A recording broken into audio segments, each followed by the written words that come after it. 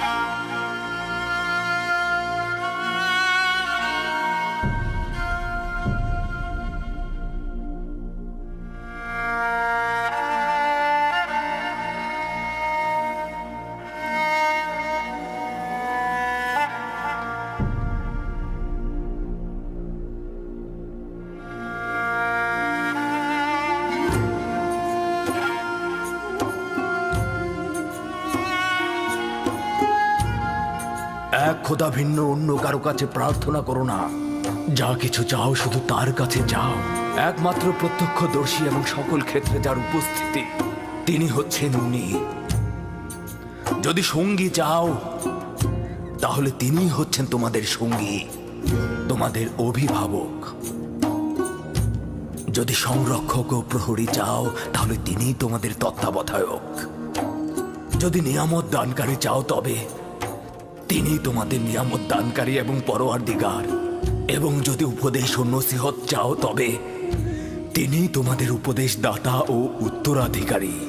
যা কিছুই মাখলুকাতের কাছে অন্বেষণ করো তার সবকিছুই একজনের কাছে রক্ষিত।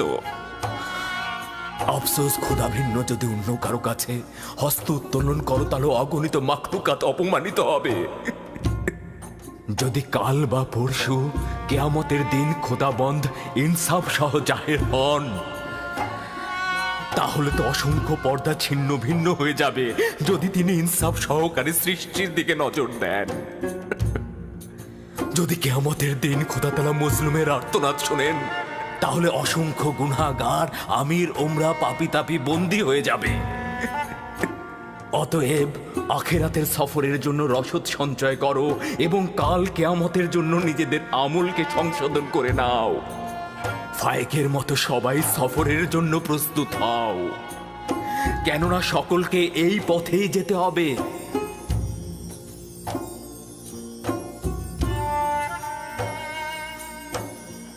আমার গুনহার শাস্তি সম্পর্কে অবগত করতে এসেছেন। শান্ত হও ইউসুফ, নিজেকে এতটা কষ্ট দিও না। আমি আমার পাপ সম্পর্কে অবগত। আমি কখনোই নিজেকে ক্ষমা করব না। তোমার এই অবগত হওয়াতেই মহান খোদার সন্তুষ্টি। তার আনুকূল্য অপার অসীম যা ইউসুফকে লজ্জিত করেছে। তিনি তো আমাকে আমার প্রিয় পিতা ও অন্যদের চাইতে অধিক ভালোবেসেছিলেন। মহান খোদাবান যার হাতে, সকল কুদরত ও সম্মান তার হাতে। কে আমাকে মিশরের আজিজের রাজমহলে নাজ নিয়ামতে ডুবিয়ে দিয়েছিল? মহান খোদাবানদের হৃদয়ে যে রয়েছে সকল নিয়ামত তার রয়েছে। কে আমাকে জুলেখা ও মিশরের অন্যান্য নারীদের হাত থেকে নাজাত দিয়েছে? মহান খোদাবান্দ, যিনি মুমিনদেরকে মন্দ ও খারাপ কাজ থেকে ফিরিয়ে নিয়ে আসে। যে খোদা আমাকে এভাবে স্মরণে রাখেন আর আমি কিনা তার উপস্থিতিতেই অন্যকে স্মরণে। ইউসুফের কি এই পাপের জন্য রক্তের অশ্রুপাত করা উচিত নয়? আমার তো বিলাপ করতে করতে বুক ফেটে যাওয়া উচিত। গুনাহ করেছি খোদা, পাপ করেছি আমি প্রায়শ্চিত্ত করতে চাই। যদি ইউসুফ তার নিজের ভুলের জন্য এই রূপ অনুতপ্ত না হতো, একইভাবে মহান খোদার দরবারে আনুগত্য পোষণ না করত, তাহলে খোদার আনুকূল্য থেকে বিচ্যুত হয়ে যেত, নবুয়াতের মাকাম থেকে বিচ্যুত হতো। সিদ্ধান্ত ছিল ইউসুফ 1 বছর জেলখানায় থাকবে, কিন্তু এখন এটা 7 বছর বৃদ্ধি করা হয়েছে, যেন ইউসুফ তার পাপের প্রায়শ্চিত্ত করে এবং কারাবন্দীদের হেদায়েত দান করে। কারণ ভবিষ্যতে ইউসুফের অসংখ্য বন্ধু দরকার হয়ে পড়বে। আমি কারাগার আলিঙ্গন করছি, এমনকি যদি সমস্ত জিন্দেগি হয়। শুধু আমার মাবুদ যেন আমার থেকে দৃষ্টি ফিরিয়ে না নেন, শুধু এটাই কামনা করছি। আমি শুকরিয়া জ্ঞাপন করছি, শুকরিয়া জ্ঞাপন করছি।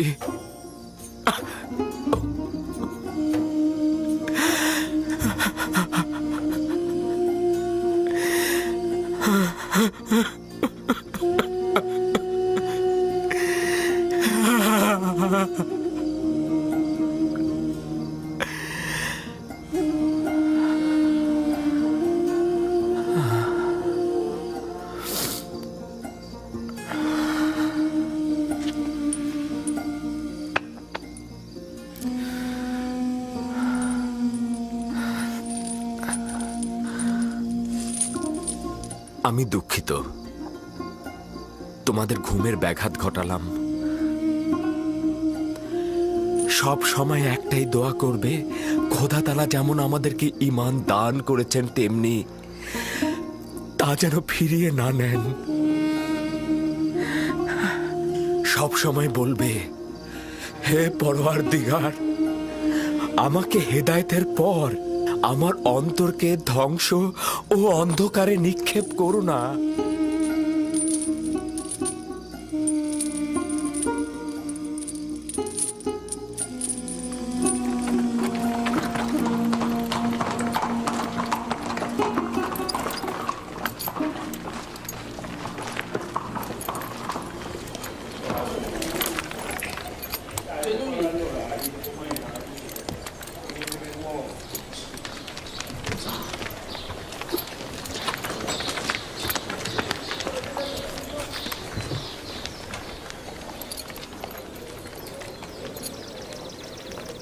সম্ভাব্য বিপদের মোকাবেলায় প্রয়োজনীয় পদক্ষেপ চিন্তা করেছ তো?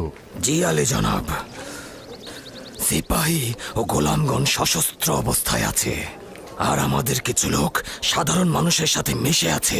তারা শুধু আদেশের অপেক্ষায় আছে। চেষ্টা করবে নিজেকে সংযত রাখতে, বেহুদা রাগারাগি একদম করবে না।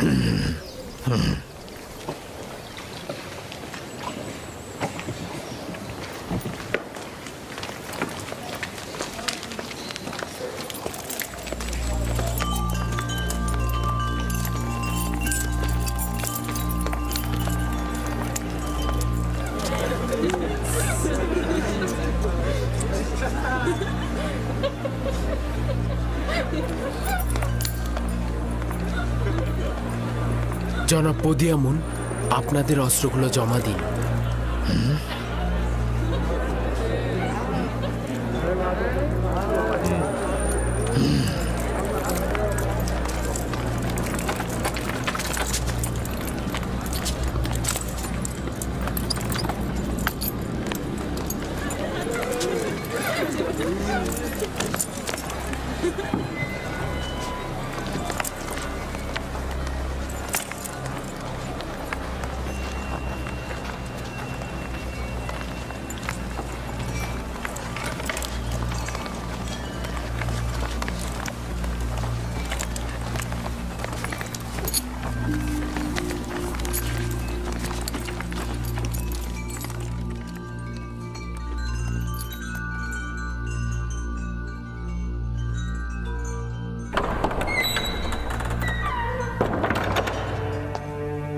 মিশর দেশের মহান বাদশাহ মহান খোদা তৃতীয় আমের হতে প্রবেশ করছেন।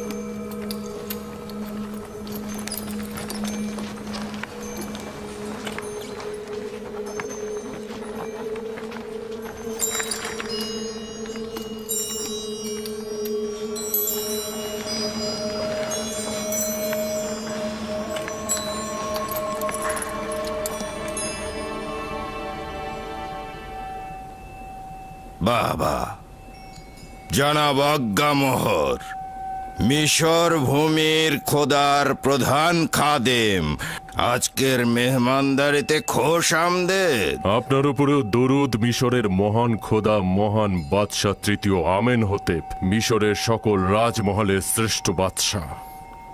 আচ্ছা, সত্যি করে বলুন তো জনাব আজ্ঞামোহর, যে উপাধি ব্যবহার করলেন তা কি নিজে কবুল করেন?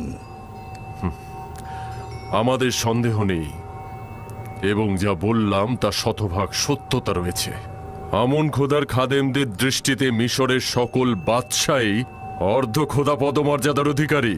তাহলে উপস্থিত গণ্যমান্যদের কাছে সওয়াল করছি, অজ্ঞামোহরের কথা অনুযায়ী এই পদমর্যাদার অধিকারীর বিরুদ্ধে ষড়যন্ত্রকারীর শাস্তি কি হওয়া উচিত?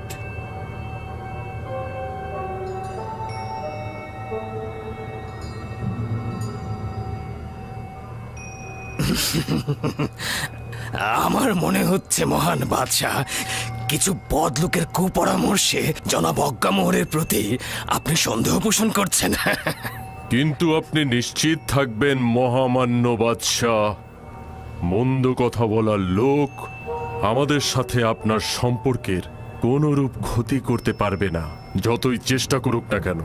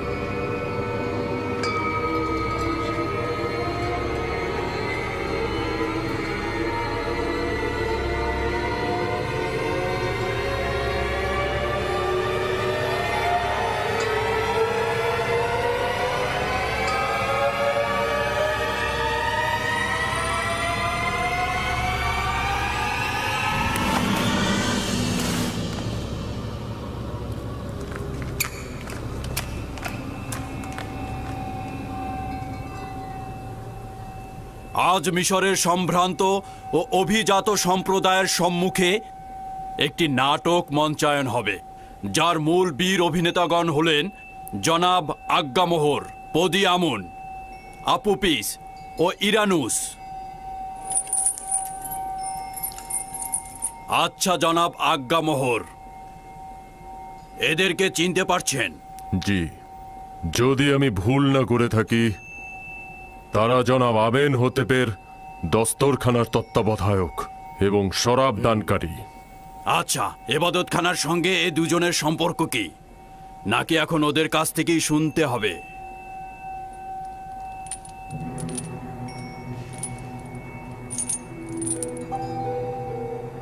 তাদের সঙ্গে আমাদের সম্পর্ক হলো তারা আমুনের অনুসারী। তাদের সঙ্গে অন্য কোনো সম্পর্ক নেই আমাদের। আচ্ছা আপুপিস, তোর কি খবর? জনাব আজ্ঞামোহরের সাথে তোর সম্পর্কের কথা একটু বলবি কি? বল। সত্যি বলছি, আমার সাথে আজ্ঞামোহরের কোনো সম্পর্ক নেই। আমেনহোতেপকে হত্যা করার জন্য কার সঙ্গে চুক্তি করেছিলি সেইটা সবার সামনে বল।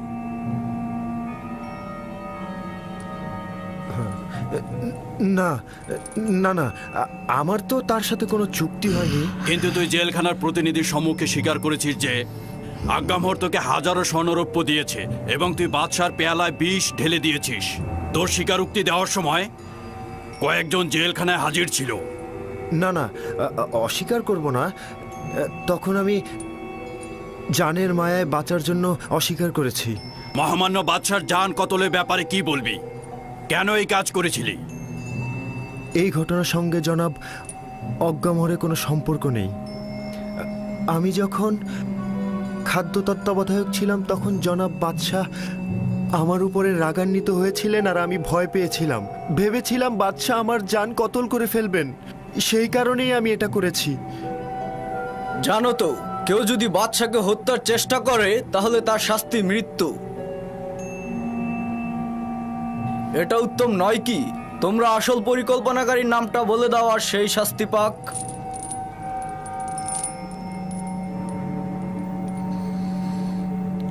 জনাব পুতিফার, কেন জোড়াজুড়ি করে এবাদতখানার খাদেমদেরকে দোষী করতে চাইছেন?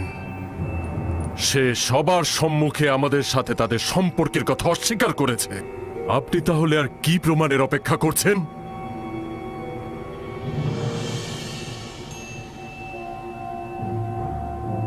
আপনি এখনই উত্তেজিত হবেন না জনাব, কারণ নাটক এখনো বাকি রয়েছে।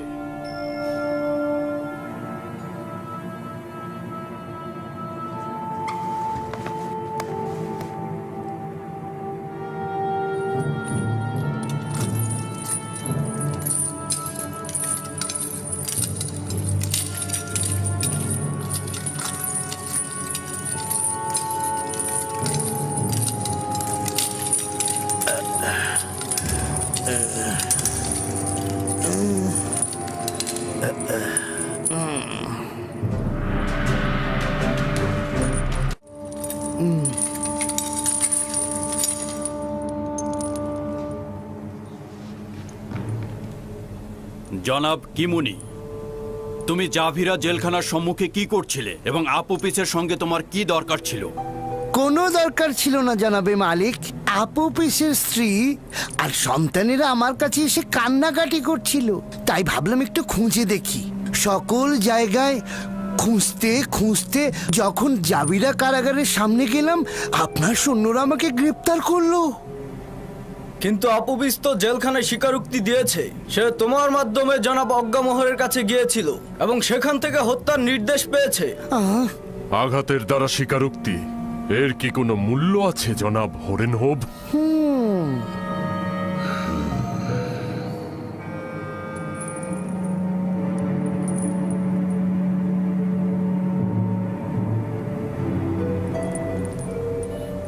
তার মানে তোমার ইরানুস আর আপুপিসের সঙ্গে কোনো সম্পর্ক নেই এবং আমাকে কতল করার কোনো নীল নকশা তুমি করনি?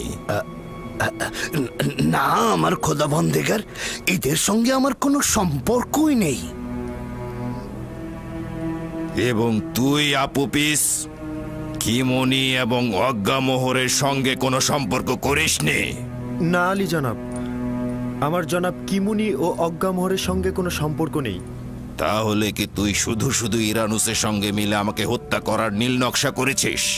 না আলী জনাব, না, আমি এই ষড়যন্ত্র সম্পর্কে অবগত ছিলাম না। সত্য বলতে কি আলী জনাব, ও এই সব ঘটনা জানতো না। এই সকল ঘটনা আমি নিজেই করেছি। আমি ওর কাছ থেকে সাহায্য চেয়েছিলাম, কিন্তু ও আমাকে সাহায্য করেনি। ও আপনাকে জানিয়ে দিয়েছে।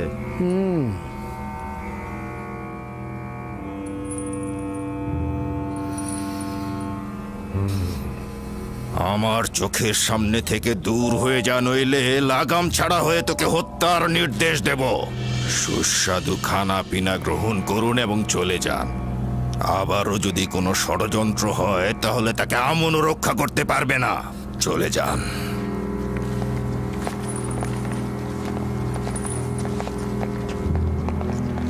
এটা এবাদতখানার খোদা ও খাদেমদের চরম অবমাননা। এরা কাফের, আমুনকে ঘৃণা করে। আমুন এদের জবাব ঠিক সময় মতো দেবে। তুই নির্ঘাত বোকা, নিজের জানকে আজ্ঞামোহরের জন্য উৎসর্গ করলি। যদি হাকিকত বলতি তাহলে এখান থেকে নাজাত পেতি। আমি নিজের জানকে পরিবার ও আত্মীয় স্বজনদের জন্য উৎসর্গ করলাম।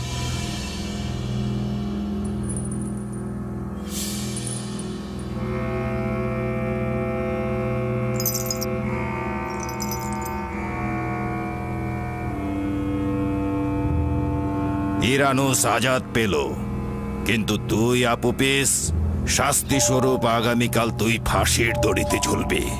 এটা অন্যের জন্য শিক্ষা। আর খাদেম কিমনি, তুমি আপাতত চলে যাও, কিন্তু মনে রেখো তোমাদের ইবাদত খানার পাপ অতি শীঘ্রই উন্মোচিত হবে। তখন তোমরাও আপুপিসের মতো ফাঁসিতে ঝুলবে। নিয়ে যাও।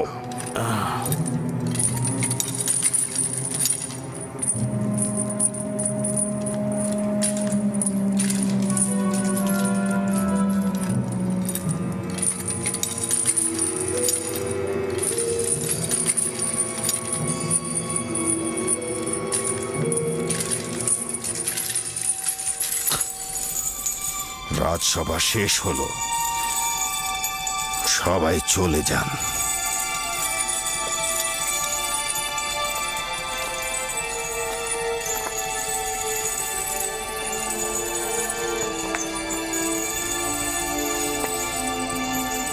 নাটক, দুর্দান্ত একটি নাটক মঞ্চস্থ হলো, আর সবাই দাঁড়িয়ে দাঁড়িয়ে আমেন হোতেবকে অপমানিত হতে দেখলো।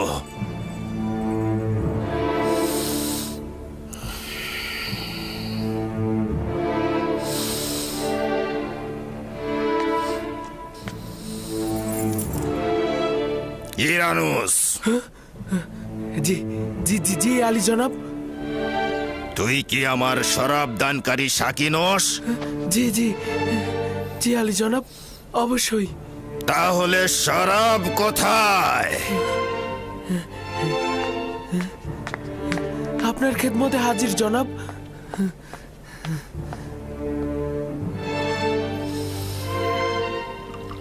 আজ রাতের এই কেলেঙ্কারির দায়ভার তোমার, জনাব পুতিফার।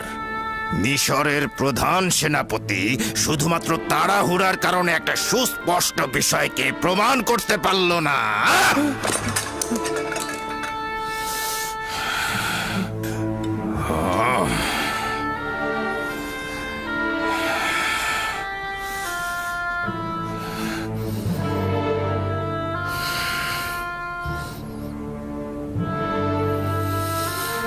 তুমি আমাকে আশ্বাস দিয়েছিলে সব আমাদের অনুকূলে আছে, আর তুমি সেটা প্রমাণ করতে পারবে।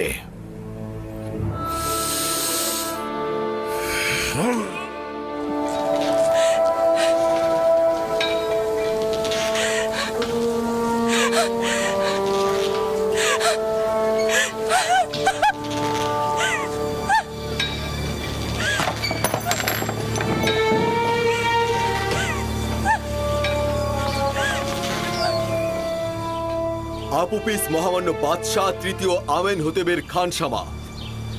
খেয়ানতের পাপের ফলে এবং মিশরের দুশ্মনদের সাথে যোগ সাজসে মহামান্য বাদশাহ ও তার সহধর্মিনী ও পুত্র সন্তানের জান কতলের পাপ প্রমাণিত হওয়ায় ফাঁসির রশিতে ঝুলিয়ে শাস্তি প্রদান করা হলো।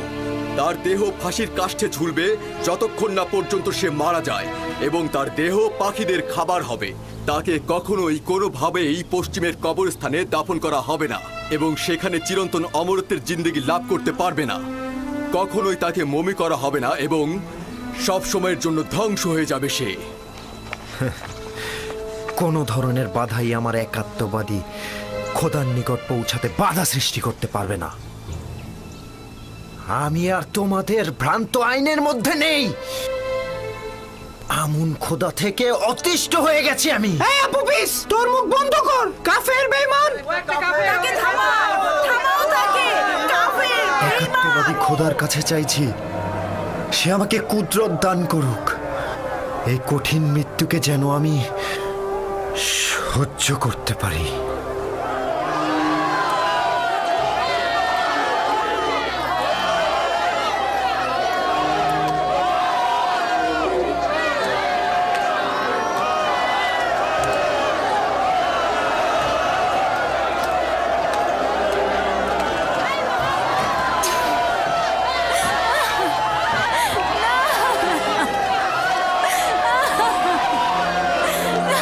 ছেড়ে দাও, আমার স্বামীকে ছেড়ে দাও। না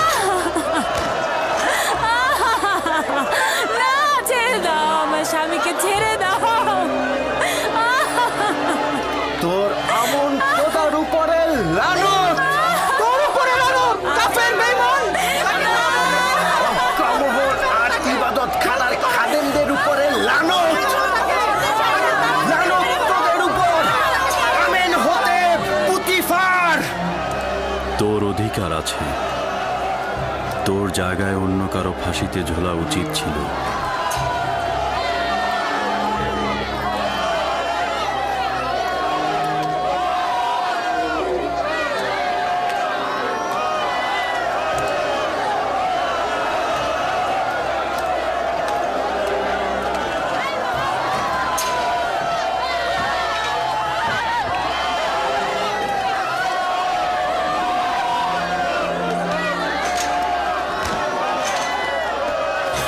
আপু প্লিজ, না, ওকে ছেড়ে দাও তোমরা, ওকে রহম করো, তোমাদের কাছে অনুরোধ।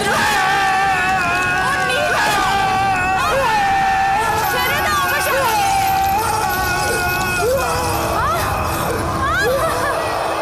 লানত তোমাদের উপরে।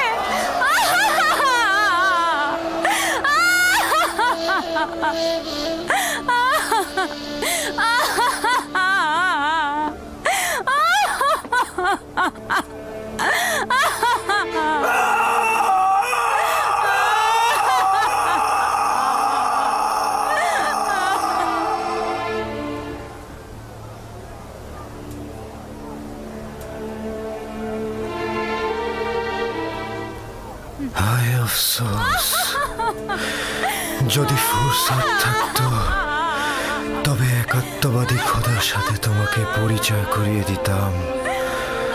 হায় আফসোস, যদি আমার সন্তানকে খোদার পয়গম্বর ইউসুফের সাথে পরিচয় করিয়ে দিতে পারতাম। খুশি হয়েছি যে তুমি নাজাত পেয়েছ। যদি তোমার কিছু হতো তবে আমি খোদার কাছে কি জবাব দিতাম?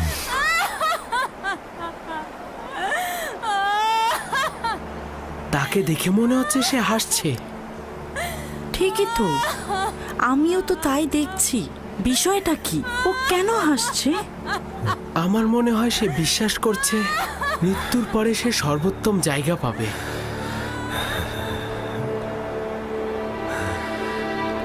আমি এটা বুঝতে পারছি না, যদি মৃত্যুর পর তাকে মমি করে রাখা না হয় তাহলে সে মৃত্যুর পর উত্তম জায়গা কিভাবে পাবে?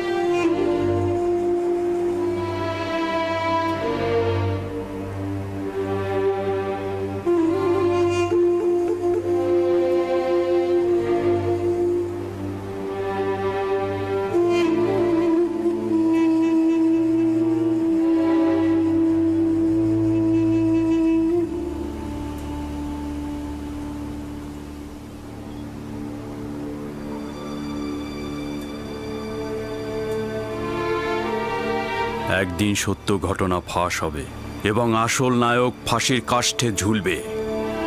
একদিন না একদিন অজ্ঞামোহর ও অন্যান্য খাদেমরা তাদের পাপের শাস্তি পাবে।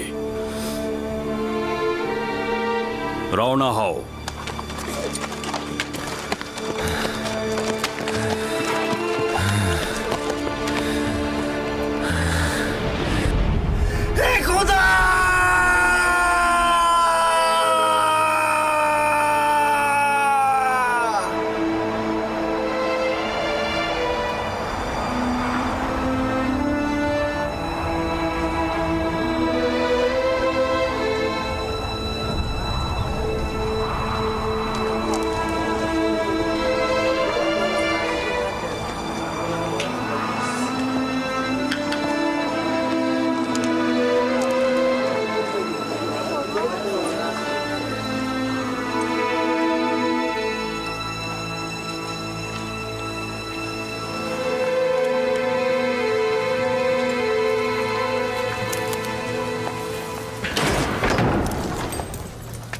ইউজারশিপ কোথায়? জনাব ইউজারশিপ। ইউজারশিপ, তুমি যেরূপ খোয়াবের ব্যাখ্যা দিয়েছ সেরূপই ঘটেছে। আপুপিস ফাঁসির ধরিতে চলেছে।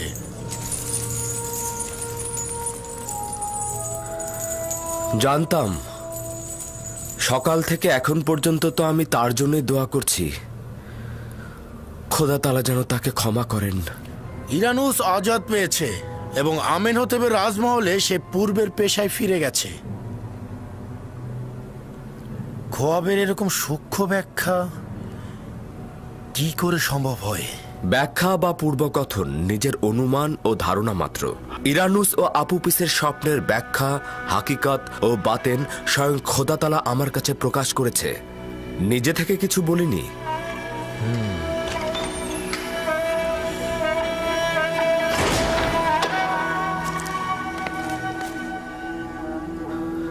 খোদাবন্দ আমাদের সকলকে ও আপুপিসকে ক্ষমা করুক। আগেই কিভাবে অনুমান করলি ইউজারশিপ? জাদু বা শয়তানের সাহায্য নিয়ে, তাই না? যেসব আয়াত সকলের জন্য হেদায়েত স্বরূপ, জালিমদের জন্য সেটা ক্ষতিকারক বই আর কোনো ফল বই নিয়ে আসে না। জালিম তুই নিজে, জাদুকর ও মন্ত্রজ্ঞানী।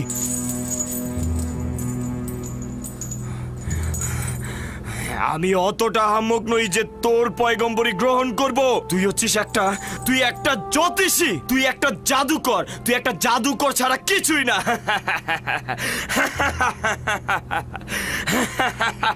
তো নতুন জাদুকর, কি খবর আপনার?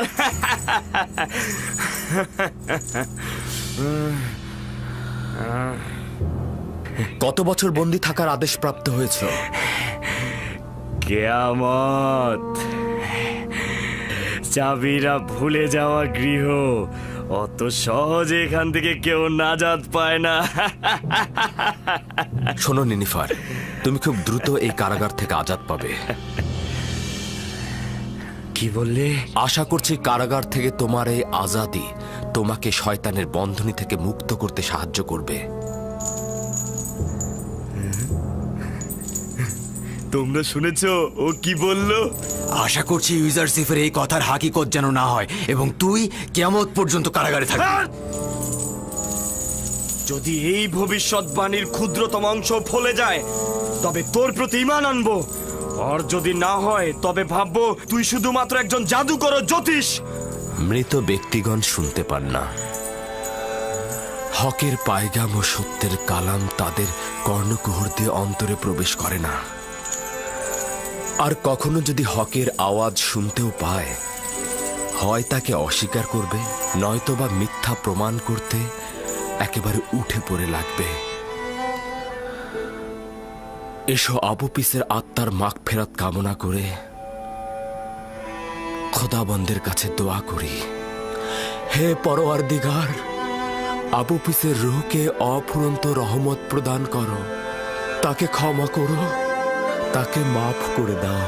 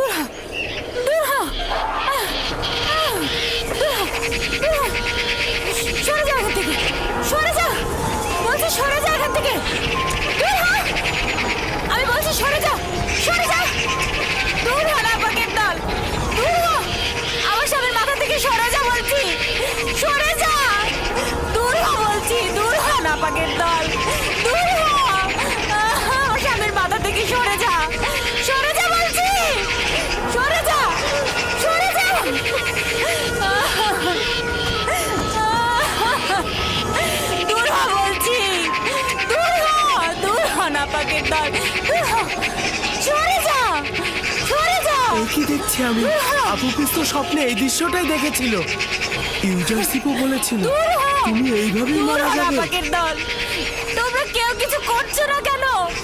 আমার স্বামীকে খেয়ে ফেলছে। তোমরা ওকে নিচে নামিয়ে আনো।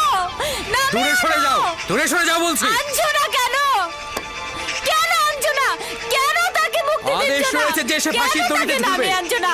সরে যাও, দূরে সরে যাও বলছি। নামিয়ে আনো। লানত তোমাদের উপর, লানত অজ্ঞামোহরের উপর, লানত আমেন হতেবের উপর, প্রতিবার অন্যান্যদের উপর যারা আমার স্বামীকে কতল করেছে। আমার স্বামী আপুপিসকে আমার কাছ থেকে নিয়ে গেছে। চুপ করো, শান্ত হও তুমি। যে ঘটনা ঘটেছে তাতে আমাদের হাত নেই, কিচ্ছু করার নেই। শান্ত হও, ধৈর্য ধরো, ধৈর্য ধরো তুমি।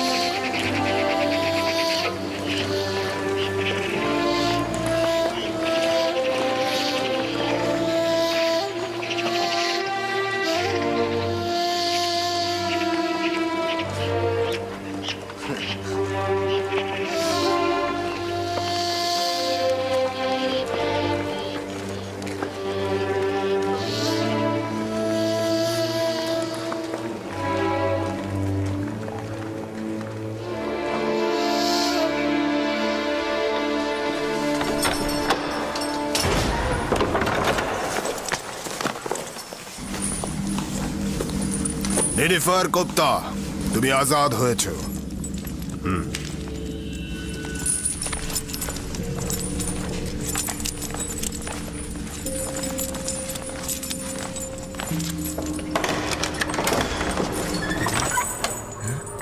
আমি আজাদ, আমি আমি আজাদ হয়ে গেছি। আমি আজাদ, আমি আজাদ হয়ে গেছি। আমি আজাদ হয়ে গেছি। ইউজারশিপ, তুমি মিশরের সবচেয়ে বড় জাদুকর। তুমি সবচাইতে বড় জ্যোতিষী। তুমি জাদুকর। তুমি 12 বছর আগে চুরি, নানা রকম কুকীর্তির কারণে কারাগারে বন্দী হয়েছিলে। কিয়ামত পর্যন্ত তোমার জেলে বন্দী থাকা উচিত ছিল, কিন্তু আমুনের খাদেমগণ তোমার মুক্তির জন্য তাগাদ দিয়েছেন। তারা ধারণা করেছেন যে তুমি পাপাচারের পথ ছেড়ে দেবে আর আমনের ইবাদত খানায় খেদমতগার হিসেবে নিজেকে খেদমতে নিমগ্ন করবে। যদিও বিশ্বাস হয় না, তবু চাই ইবাদতকারীদের আকাঙ্ক্ষা তুই পূরণ করবি।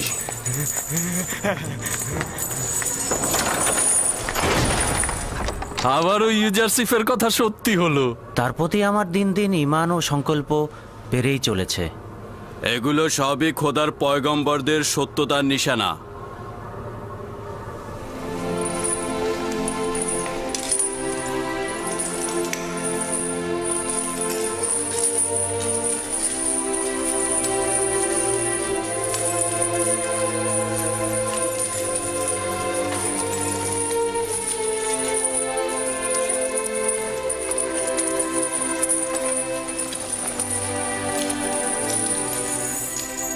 হে খোদার নবী, আমাদেরকে ওয়াজ নাসিহত করবেন না? কখনো কখনো আম্বিয়া একরাম কিছু মানুষও হেদায়েত প্রদানে সক্ষম হন না। যদি কোনো জীবিত মানুষ সত্যকে উপলব্ধি করতে না পারে তাহলে সে মৃত। তখন সে সত্যকে উপহাস করবে, তখন সেই প্রমাণিত সত্যকেই সে মিথ্যায় রূপান্তরিত করবে।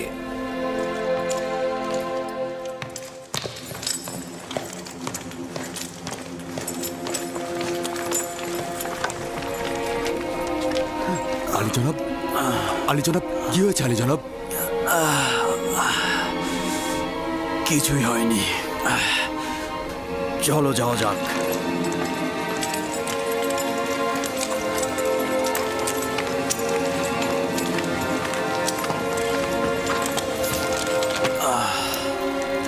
চলো রওনা হও।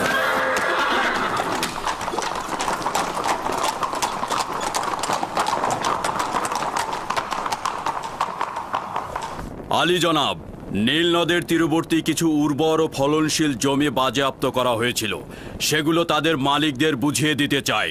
কিন্তু ইবাদতখানার কিছু খাদেম তাদের স্বেচ্ছাচারিতা ও সীমালঙ্ঘন চালিয়ে যাচ্ছে। এই স্বেচ্ছাচারিতা আমি বরদাস্ত করব না। হয় আমুনের খাদেমরা থাকবে, নয়তো আমি। আপনারা কেন মূল কারণ খুঁজে বের করছেন না? মুশকিল হলো এই আইনের ভিত্তিগুলো। আমাদের মিশরে আমুনের ইবাদতকারীর সংখ্যা অনেক বেশি। আসল মুশকিল হলো যেই সব খোদা নিজে চলতে না পেরে খাদেমদের দ্বারা আইন সৃষ্টি করে। আমাদের উচিত হবে এই আইনগুলো আগে পরিবর্তন করা। আমুনের ইবাদত হচ্ছে মিশরের প্রাচীন আইন। এটা খুব সহজেই উপড়ে ফেলা কি সম্ভব? একটি ভুল দীর্ঘদিন হওয়া যুক্তিপূর্ণ নয়। যতদিন মিশরে এই আইন থাকবে ততদিন স্বেচ্ছাচারিত ও লুটতরাজ থাকবে। আলী জনাব, আমি এক যুবক কয়েদিকে চিনি যার কথার সঙ্গে আপনার কথার একদম মিল রয়েছে। আপনি যদি হুকুম করেন। আলী জনাব, আলী জনাব, কি হলো আপনার? আলী জনাব, দ্রুত দরবারের চিকিৎসক সিনহাকে খবর দাও। যাও, তাড়াতাড়ি করো।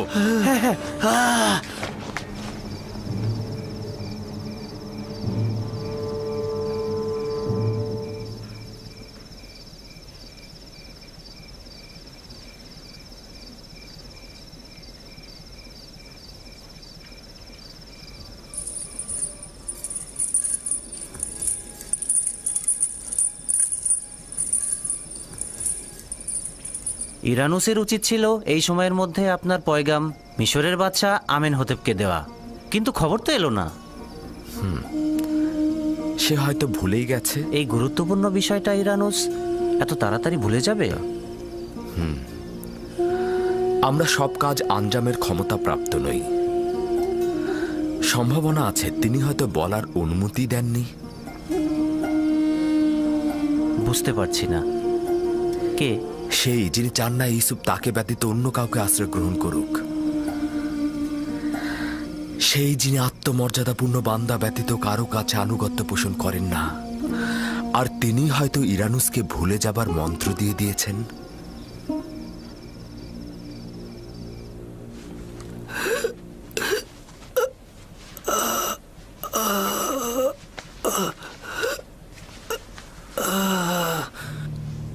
আমি কি বলতে চেয়েছিলাম?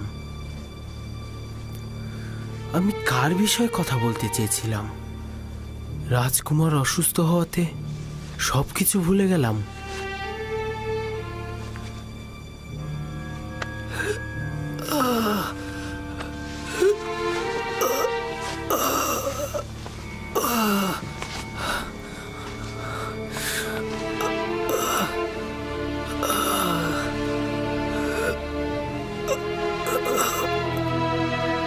এরকম হাল কেন হলো সিনুহে? তুমি তো মিশরের ও আমার রাজমহলের প্রধান চিকিৎসক। কেন আমেনহোতেবের জওয়ানের চিকিৎসা হচ্ছে না? কখনো কখনো কোনো অভিজ্ঞ চিকিৎসকও কিছু কিছু বিমারির চিকিৎসা করতে অক্ষম, আর এটা জাহাপনা সেরকমই একটি বিমার। আমাদের বাদশা পুত্রের রোগটা কি? মৃগী রোগ নাকি বেহুশ? এর কোনোটাই নয়। আমার কাছে এই দুই রোগেরই ঔষধ আছে, কিন্তু আমি তো শাহজাদার রোগ নির্ণয় করতেই অক্ষম। তাহলে এখন কি করবে? তার বিমারির তো একটা উপায় বের করতে হবে। আমি তো জাহাপনা আপ্রাণ চেষ্টা করেই যাব যতক্ষণ পর্যন্ত না আমাদের শাহজাদার রোগ নির্ণয় করতে পারছি। আমার মনে হয় আমুনের খাদেমগণই এ রোগের চিকিৎসা করতে পারবে। আমার চিকিৎসার জন্য কোনো জাদুকরের দরকার নেই। লালত তাদেরকে, যারা পেট পূজা ও লুটতরাজ ছাড়া কিছুই বুঝে না, ওই সকল খোদা ও তার খাদেমদের উপর। তোমার উচিত না ইবাদত খানার খাদেমগণকে নিয়ে কোনো কটূক্তি করা। বন্ধ করো বানু। এমন কাউকে আমার দরবারে স্থান দেব না যারা আমুন ও তার খাদেমদের সাহায্য করে। যাও।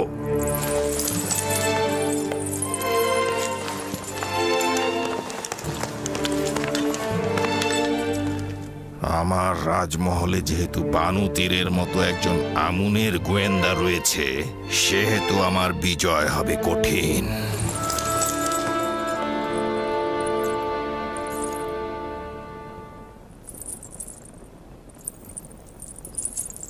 হে মহান আমুন, তোমাকে ছাড়া আমার আর কোনো আশা নেই। কেন আমাকে সাহায্য করছো না? আমি কি তোমার দরবারে প্রয়োজনীয় জিনিসপত্র হাদিয়া স্বরূপ দেইনি? স্বর্ণ মুদ্রা সহ অসংখ্য প্রয়োজনীয় জিনিসপত্র দেইনি? তোমাকে সাজাতে মূল্যবান অলংকার ও পোশাক পরিচ্ছদ দিয়েছি, তাহলে কেন সাহায্য করছো না? যদি তুমি বান্দাদের চাহিদা পূরণ করতে না পারো, তাহলে কেন আমরা তোমার ইবাদত করব? কেন তোমার সামনে মাথা নত করব? কার কাছে হাত পাতবো? কিন্তু আমার বানু, আপনি হচ্ছেন আমুনের সহধর্মিনী এবং তার ইলাহিদের একজন। কিভাবে আশা করেন আমুন আপনাকে ইশক করতে সাহায্য করবে? কোনোদিনই করবে না। থামো বলছি। কেন আমাকে রাগান্বিত করছো? এটা কেন বুঝতে পারছো না? যদি আমি আমুনের খেদমতগারদের সহধর্মিনীদের ঘরে থাকতাম, তাহলে তারা আমাকে নিজেদের ইচ্ছে মতো ব্যবহার করত। তাহলে ইউজারশিপের প্রতি হাত বাড়ালে কি সমস্যা? বানু, আপনি কেন বুঝতে পারছেন না আমুনের খাদেম? চুপ করো তুমি। আমি আর কিছু শুনতে চাই না। ঠিক আছে আমার বানু, যদি আমাকে অপমানিত করে আপনি আনন্দিত হন, তাহলে আমি নিশ্চুপ থাকছি। কিন্তু এতে আমার কি কোনো দায় আছে? তুমি দায়ী। তোমার তীর্যক কথা দিয়ে আমার মনকে বিষাক্ত না করে সুন্দর একটি পথ বলে দাও কারিমামা। আমি তো পূর্বেও বলেছি, কিন্তু আপনি কর্ণপাত করেননি। কেন জনাব পুতিফারের কাছে যাচ্ছেন না? যেভাবে আপনি তার মাধ্যমে ইউজারশিফকে কারাগারে পাঠিয়েছেন, ঠিক একইভাবে তার মাধ্যমে ইউজারশিফকে আজাদ করুন। পুতিফার আমার কাছে জানতে চাইবে না যে কেন আমি তাকে জেলে পাঠালাম, আর কেনই বা এখন তাকে ছাড়াতে চাচ্ছি? তোমার প্রস্তাব তোমারই মতো কারিমামা।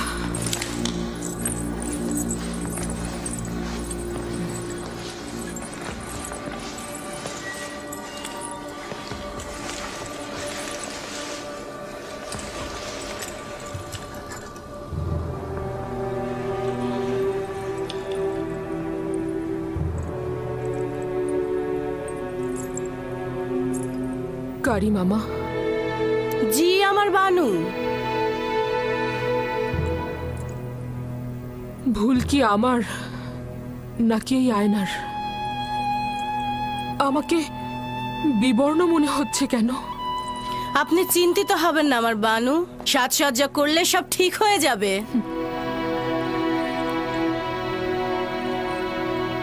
আমি মলিন হয়ে গিয়েছি। যদি এই বিষণ্ণতা এভাবেই অব্যাহত থাকে, তাহলে ইউজারশিপ যেদিন মুক্তি পাবে, তার সামনে কিভাবে দাঁড়াবো? নিজেকে কষ্ট দেবেন না। আপনি এখনো মিশরের সর্বশ্রেষ্ঠ সুন্দরী, অতীতের মতোই সদা প্রফুল্ল, জওয়ান এবং সুদর্শনা।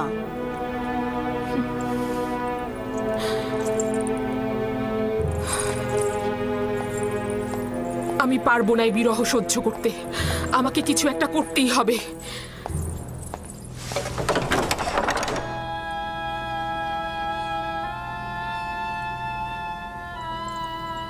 ইউজারশিপ কি করে তালা ভেঙে ফেললো? এমনকি আমি দেখলাম সে এই দরজা স্পর্শও করেনি। তুই নিজেই ভেঙে গেছিস? ঠিক আমারই মতো।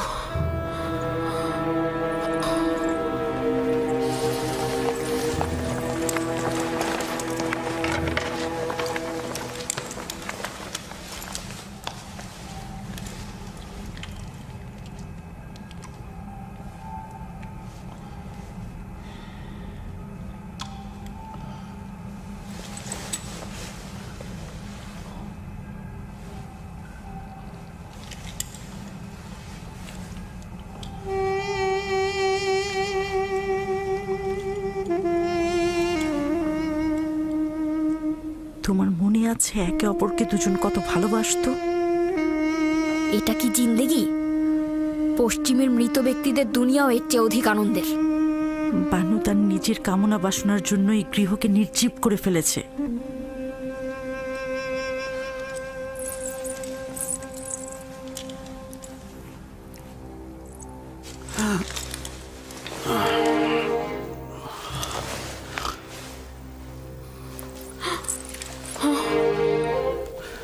দরবারের চিকিৎসক সিনহুকে খবর দাও।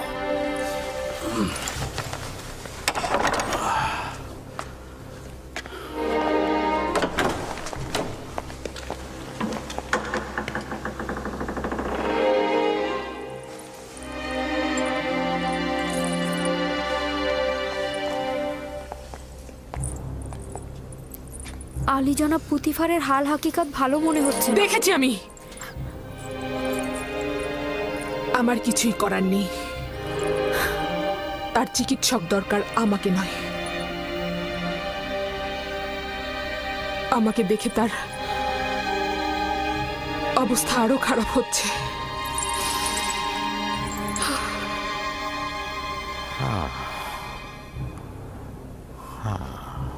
হৃৎপিণ্ড ঠিক মতো কাজ করছে না। উচিত হলো ক্রোধ ও পেরেশানিকে সম্পূর্ণ নিয়ন্ত্রণে রাখা আর পরিপূর্ণ বিশ্রামে থাকা। আমি কিছু ঔষধ আপনার জন্য প্রস্তুত করেছি, প্রতিদিন নিয়ম মতো খাবেন। আর ঔষধ শেষ না হওয়া পর্যন্ত চলাফেরা সম্পূর্ণ নিষেধ। কি করছেন আলী জনাব? আপনার অবস্থা খুবই খারাপ, আপনার বিশ্রাম দরকার। মিশরের শ্রেষ্ঠ চিকিৎসক সিনহুর কথায় বিশ্বাস থাকা সত্ত্বেও বিশ্রাম নিতে পারছি না। চলাফেরা আপনার জন্য বিপজ্জনক। মিশরের অর্থমন্ত্রী দিনরাত আমাকে তালাশ করে যাচ্ছে, কিন্তু তোমাকে কথা দিচ্ছি ফিরে এসে তোমার উপদেশ অক্ষরে অক্ষরে পালন করব। শুনুন, আমি কিন্তু বাদশাহ আমিন হতেবকে বলে আপনার সমস্ত কাজ কেড়ে নেব। আমি চিকিৎসার দায়ভার গ্রহণ করব না আলী জনাব।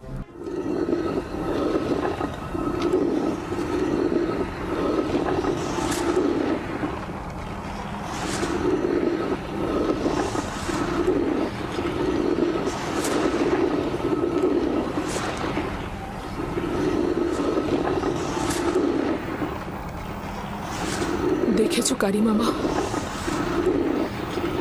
জাতাকলটা গমগুলোকে কিভাবে পিষে দিচ্ছে। সময়ও ঠিক এভাবেই মানুষকে পিষে দেয়।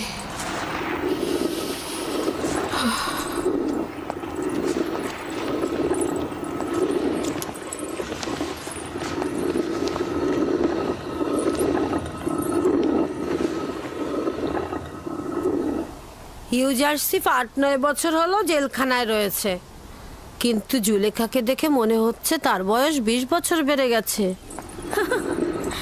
নিজের কাছে নিজেই অপরাধী। ইউজারসিফকে জেলখানায় পাঠিয়ে এখন নিজে নিজেই কেমন কষ্ট পাচ্ছে।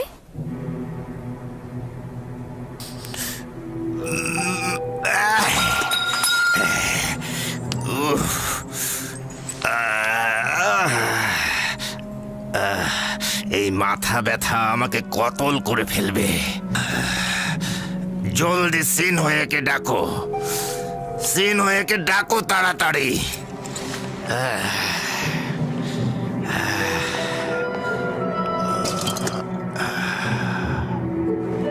যাও।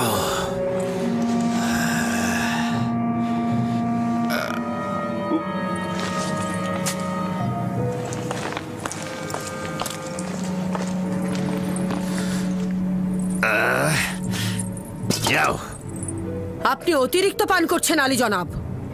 আপনার মাথা ব্যথা বিমারির মূল কারণ এই শরাব। আমার একমাত্র আরামের ঔষধ এটাই। যদি এটা আমাকে ডুবিয়ে না রাখতো তাহলে আমি অনেককেই কতল করে ফেলতাম। মিশরের মহামান্য বাদশাহ জনাব আমেন হতেব দীর্ঘজীবী হোক। ইরানুস, এক গ্লাস পানি নিয়ে এসো, আলী জনাবকে ঔষধ খাওয়াতে হবে।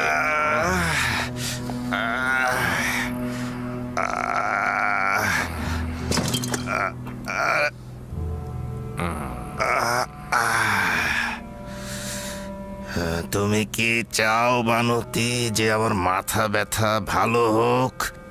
যদি তাই চাও তাহলে কেন মাথা ব্যথার কারণ ফাঁস করছো না? আপনার মাথা ব্যথার মূল কারণ অতিরিক্ত শরাব পান।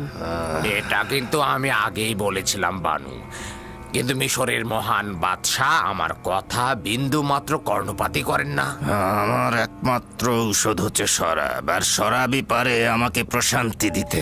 সাময়িক প্রশান্তি হলেও এটা আপনার মৃত্যুর কারণ হবে। কেন বাহানা করছো? আমার মাথা ব্যথা কমাতে পারে এমন কিছু বলো। আলী জনাব, আমাকে মাফ করবেন। যদি আপনি শরাব ত্যাগ না করেন তাহলে আমি বাধ্য হব আপনার অস্ত্রোপচার করতে আর মাথার থেকে মগজের পোকাগুলো বের করে নিয়ে আসতে। যে পোকাগুলো আমার মগজ খাচ্ছে এবং আমাকে কষ্ট দিচ্ছে সেগুলো হলো আমুনের ইবাদতখানার খাদেম, এবং যতদিন পর্যন্ত না তাদের খতম করছি আমি সুস্থ হব না। আমি সুস্থ হব না, আর অস্ত্রোপচারও করব না, কারণ মগজে অস্ত্রোপচার মানে জীবিত থাকার সম্ভাবনা খুব কম। তাহলে শরাব ত্যাগ করুন। কি বললে এটা? শরাব ত্যাগ করব?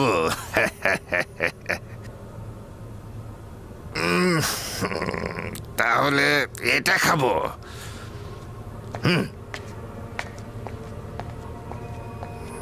আজকের শরাবটা খুব ভালো বানিয়েছিস ইরানুস, কম পরিমাণ দিয়েছিস, কিন্তু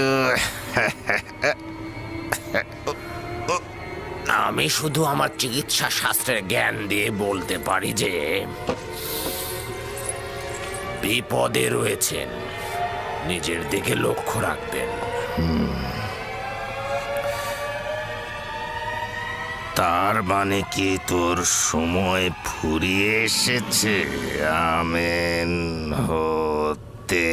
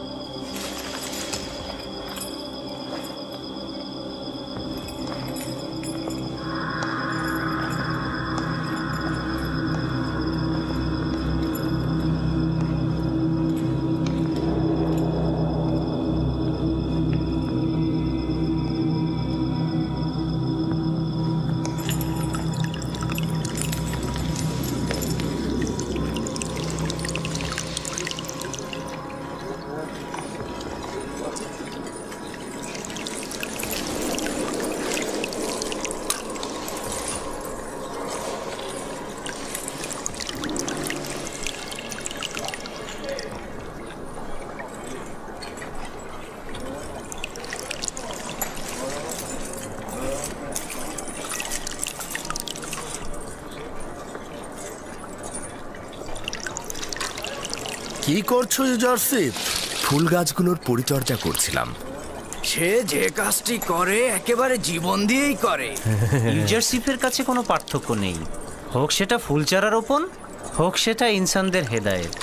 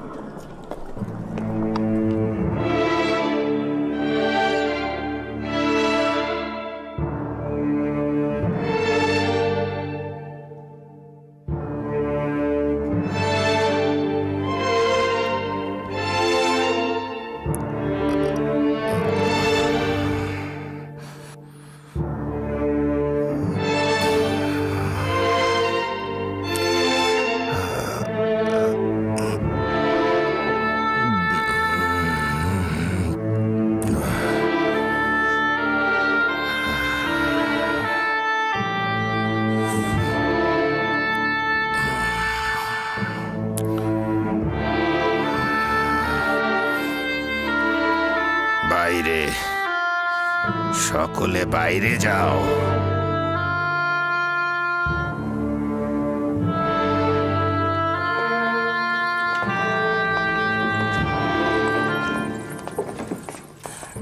শোনোনি, আমি বলেছি সকলে বাইরে যাও। তুমি না, তুমি থাকো শুধু।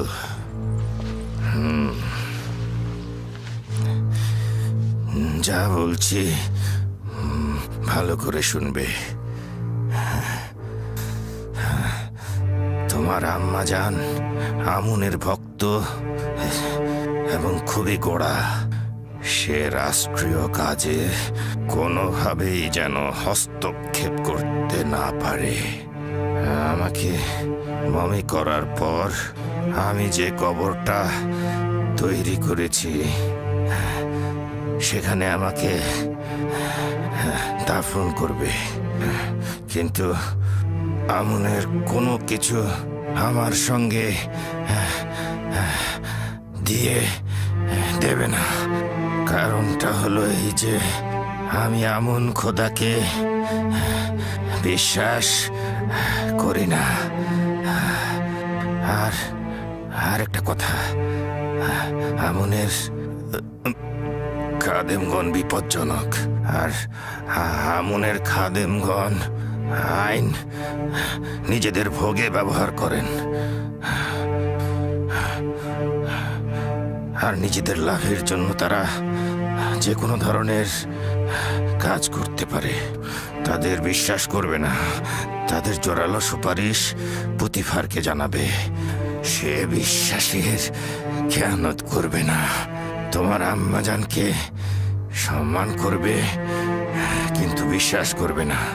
তোমার স্ত্রী নেফ্রদিতিকে ভালোবেসো, তুমি একাধিক সন্তানের অধিকারী হবে। আমি চাই না আমার বংশ নির্বংশ হোক, আর আমার মিশরের ঐতিহ্যকে সমুন্নত রেখো, বিলুপ্ত যেন না হয়ে যায়, বিলুপ্ত না হয়ে যায়। খুব দক্ষতার সাথে রাজকার্য পরিচালনা করবে। আমি তোমার কাছে আশা করছি যে তুমি খুব দক্ষতার সাথে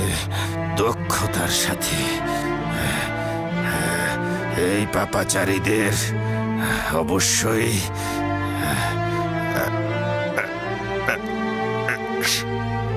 শাস্তি প্রদান করবে। খোদা হাফেজ।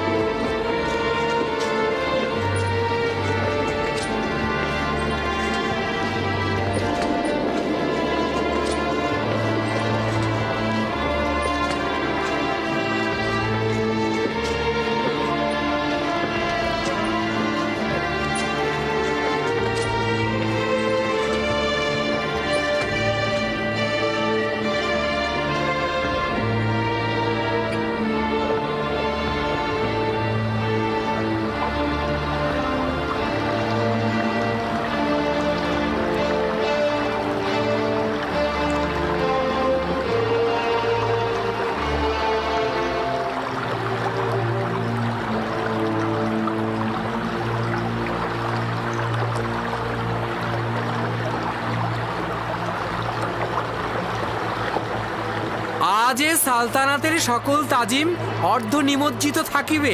আজ তৃতীয় আমেন হতেবে সূর্য অস্তমিত হলো, আগামীকাল চতুর্থ আমেন হতেবে সূর্য উদিত হবে। আজকে তৃতীয় আমেন হতেবকে মমি করা হবে, আর আগামীকাল চতুর্থ আমেন হতেবকে সিংহাসনে বসানো হবে।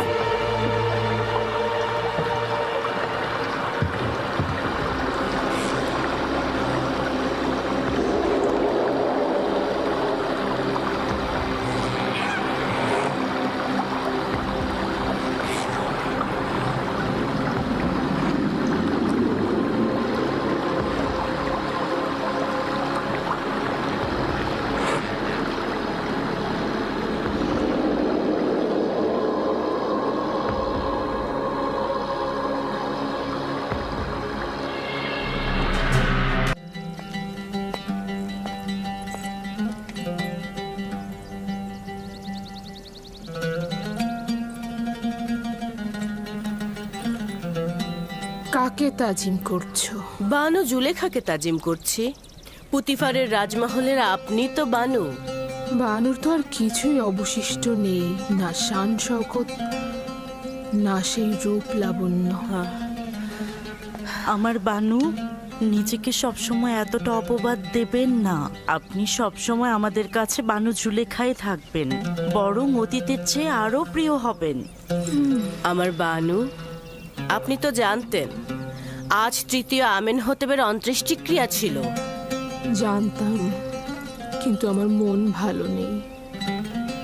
আমার কাছে এই আমেন হতে বা অন্য আমেন হতে কোনো মূল্য নেই। আপনার অংশগ্রহণ করা উচিত ছিল। মিশরের সকল সম্ভ্রান্ত নারী সেখানে ছিলেন। আমার মনে যে আহাজারি চলছে, অন্য কোনো আহাজারি নেয়ার ক্ষমতা নেই আমার।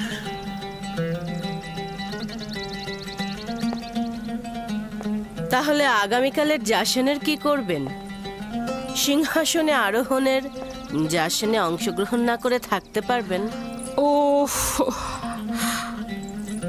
আগামীকাল জাসনে যেতে বাধ্য আমি, কিন্তু এই বার্ধক্য লুকানোর জন্য সাজসজ্জা অলংকারাদি কিভাবে সম্ভব? উফ, আমি পারবো না।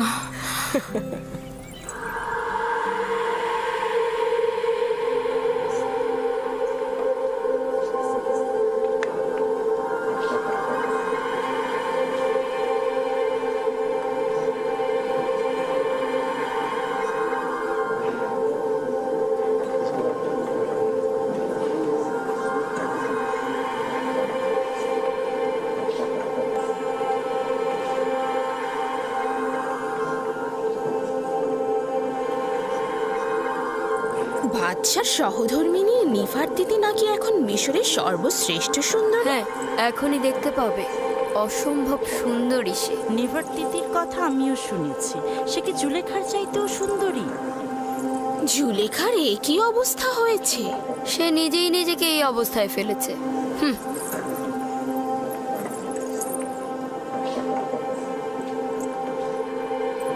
আমি শুনেছি যে চতুর্থ আমেন হতেব নাকি আমাদের আমন খোদা একেবারে বিশ্বাসী নয়। যদি বিশ্বাসী নাই হয় তবে কি করে অজ্ঞামোহর তার মাথায় মুকুট পরায়? এটা একটা আনুষ্ঠানিকতা, কোনো উপায় নেই। প্রাচীনকাল থেকেই প্রধান খাদেম আর আজিজে মিশর বাদশার মাথায় মুকুট পরিয়ে থাকেন। আমার বিশ্বাস যে চতুর্থ আমেনহতেবের হুকুমতকালে মিশরে অনেক উন্নতি হবে। তার আমুন এবং ইবাদতখানার খাদেমদের প্রতি বিন্দুমাত্র বিশ্বাস নেই, আর সেটাই তার জন্য কাল হয়ে দাঁড়াবে।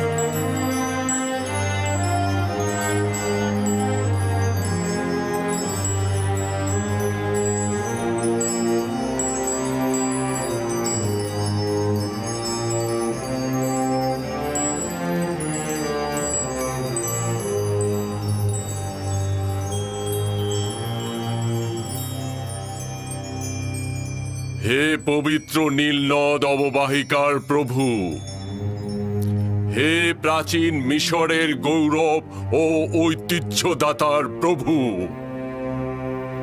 হে মহান খোদা আমুনের অংশীদার, মিশরের সাধারণ জনগণকে কুদরত দানকারী, নীলনদকে বশ্যতা ও সুফল দানকারী, মিশরকে উচ্চ মর্যাদায় আসীনকারী এবং মজবুত ভিত্তি প্রদানকারী চতুর্থ আমেন হোতেপ, আমাদের জওয়ান বাদশাকে সকল ফেরাউনের কুদরত এবং শস্য শ্যামল পবিত্র নীলনদ সহ মিশরের উচ্চ মর্যাদা ও সকল কিছুর উপরে তার আনুকূল্য প্রদান করুন এবং তার শক্তি বৃদ্ধি করুন।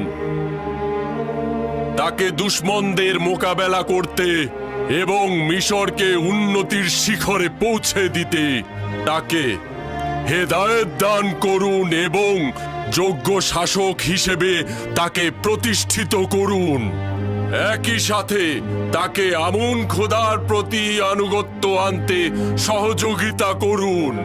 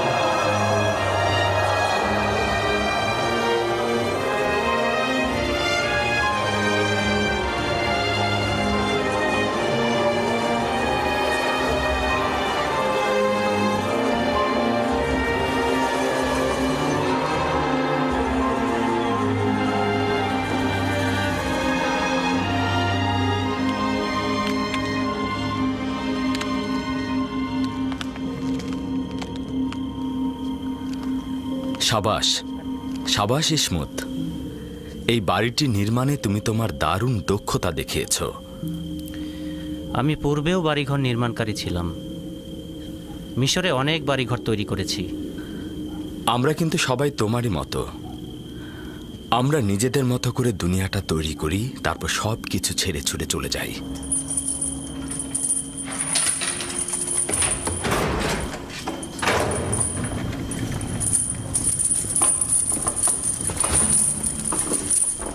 ইউজারশিপ, একটা গুরুত্বপূর্ণ খবর আছে। ইনসানদের জন্য দুনিয়াতে সবচাইতে গুরুত্বপূর্ণ খবর হচ্ছে মৃত্যু, তাই নয় কি? হ্যাঁ, তা তো ঠিকই। ইউজারশিপ, জনাব আমেন হতেব মারা গিয়েছেন এবং চতুর্থ আমেন হতেব সিংহাসনে বসেছেন। হ্যাঁ, রুটির ঝুড়ি খালি করার সময় আমি তো সিপাহীদের কাছ থেকে শুনেছিলাম হুকুমতের তাকাত পাহনের ন্যায় স্থায়ী। সবসময় শুধু চালকগণই পরিবর্তন হয়ে থাকে।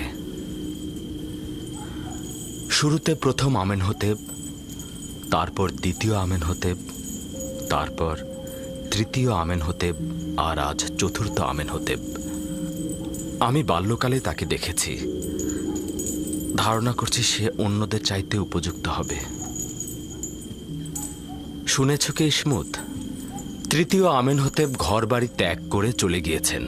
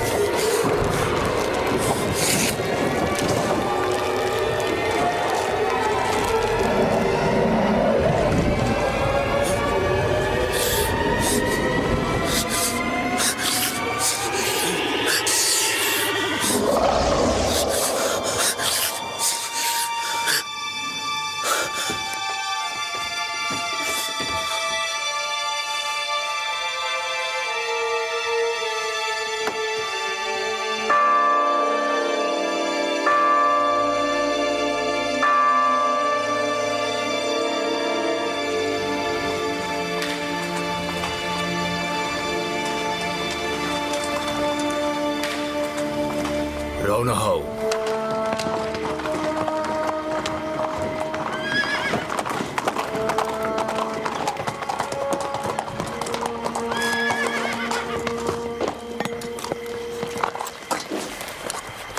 কে তুমি? এত রাতে এখানে কি চাও? বাদশাহ চতুর্থ আমেনহতেবের পক্ষ থেকে এসেছি। আজ্ঞামোহরের জন্য পয়গাম আছে। অপেক্ষা করুন, জনাব পদিয়ামুনকে খবর দিচ্ছি।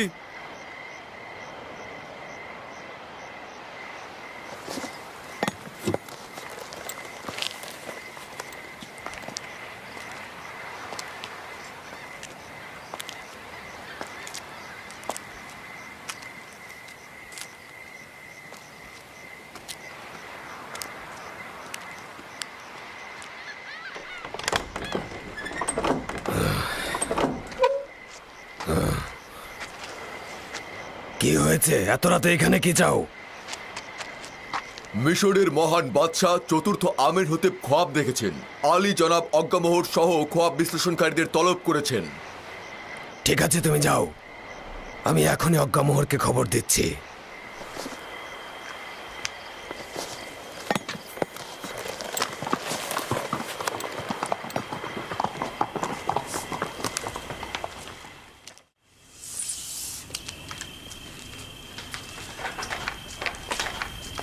আলী জনাব, আমি না হয় গিয়ে হরেনহবকে বলবো আপনি বিমারির কারণে বাদশার রাজ দরবারে যেতে সক্ষম হচ্ছেন না। না না, পতিফার আজ পর্যন্ত নিজের প্রভুর ফরমান পালনে এক মুহূর্ত অজুহাত দেখায়নি। এখন কি করে দেখাবে? আর অসুস্থতা, এটা তো একটা নিছক বাহানা। বিষয়টা কি সেটাই বলো। জানি না, হরেনহব বলছিল গুরুত্বপূর্ণ তলব। দেখেছো অর্ধরাতে কিভাবে আমাদের ঘুম হারাম করে দিল। এত রাতে আমাদের বিরক্ত না করে সকালবেলায় তো তার খোয়াবের ব্যাখ্যা চাইতে পারতেন। কয়েকজন খোয়াব ব্যাখ্যাকারীকে খবর দাও আর অতি দ্রুত আমার সঙ্গে দেখা করতে বলো।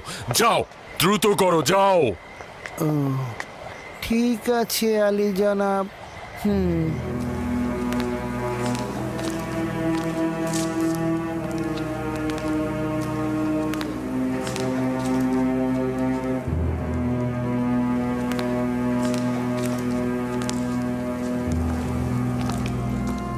আলী জনাব পুতিফার এবং প্রধান খাদেম অজ্ঞামোহর প্রবেশের অনুমতি চাইছেন।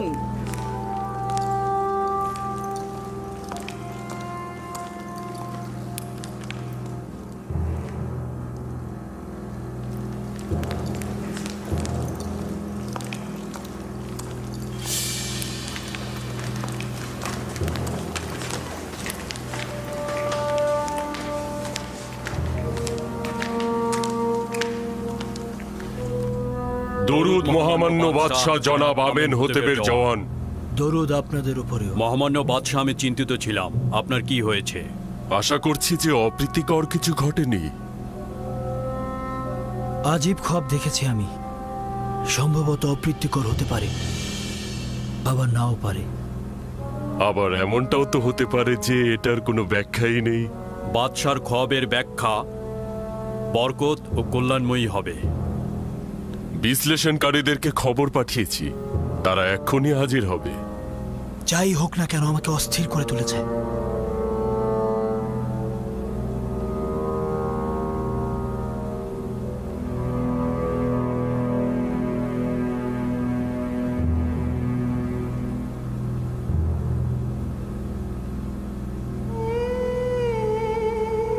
ইরানুস, তোমার খোয়াবের ব্যাখ্যা হচ্ছে এই যে 3 দিন পর তুমি তোমার পূর্ব পেশা ফিরে যাবে এবং আমেনহতেবের সাক্ষী হিসেবে সম্মান ও মর্যাদা পাবে।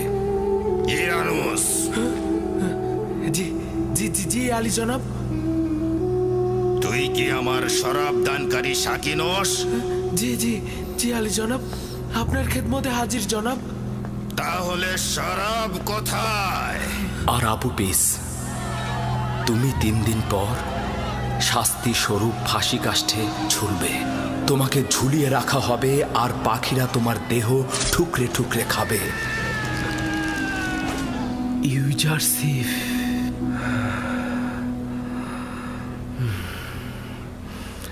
আমি এটাই ভুলে গিয়েছিলাম, 60টা বছর পার হয়ে গেছে। সম্মানিত বানু, আমার কাছে বাদশার এই খোয়াবের জন্য ভালো পথ রয়েছে বানু, যদি অনুমতি দান করেন। আমি দেখলাম 60টি মোটা তাজা গরু প্রবল ঘূর্ণিঝড়ের মধ্যে নীল নদের ভেতর থেকে উঠছে। তারা তীরে এসে ঘাস খেতে লাগলো। এরপর নীল নদ শুকিয়ে গেল এবং তার ভেতর থেকে শুকনো সার বের হয়ে এলো এবং মোটা সারটিকে গিলে ফেললো।